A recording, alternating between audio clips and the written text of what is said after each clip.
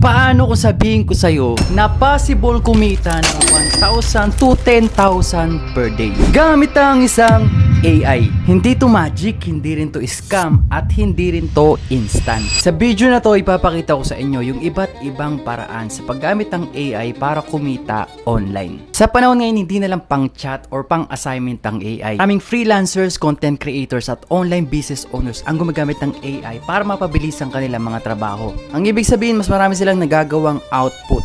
Mas maraming clients ang naasikaso at mas malaki ang kita. Number 1, AI content creation. Isa sa pinakamalaking oportunidad ngayon ng AI content creation. YouTube automation, TikTok videos, Facebook Reels at Shorts.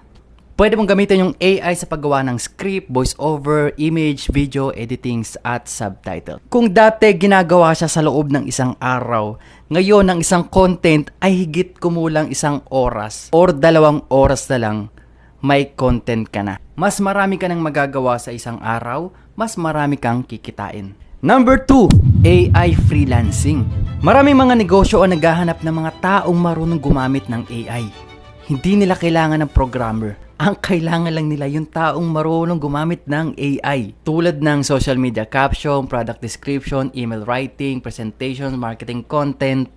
Maraming freelancer ang naniningil ng 500 to 1,000 pesos kada project. Kung marami kang client kada araw, posibilidad talaga na kumita ka ng libo-libo kada araw. Number 3, AI automation agency. Ito yung ginagawa ng maraming high-income freelancer. Nagsiset up sila ng automation para sa mga negosyo. Yung mga auto message sa Facebook, automatic na sasagot ang AI. Kapag may bagong order, automatic na magsisend ng invoice. Kapag may bagong lead, automatic na nagsisave sa spreadsheet at email sa sales. Ito yung mga kailangan ng mga may negosyo.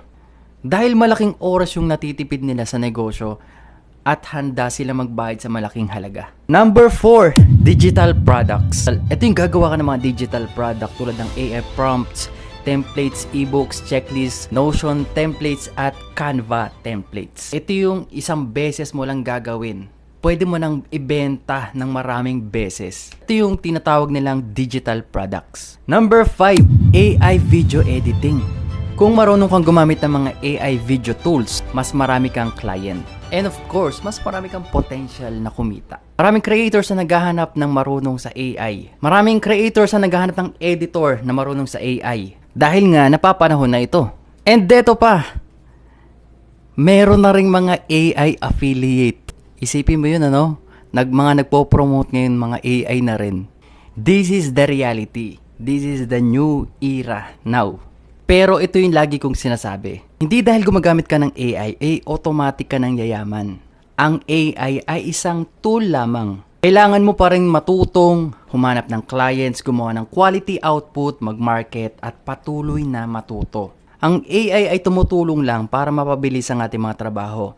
Pero ang value ng content nanggagaling pa rin sa'yo. Kaya naman kung gagawa ka ng content, make sure na pinag-isipan at may matututunan ang bawat viewers. Kung gusto mo magsimula sa paggawa ng AI content creation, huwag mo isipin agad yung kita. Aralin mo muna gumawa ng isang quality content. Kasi nasa content mo, nasa ideas mo, kung papanoorin nila yung gawa mo or hindi. Kapag may value yung serbisyo mo, possible ka ng kumita ng malaki through AI.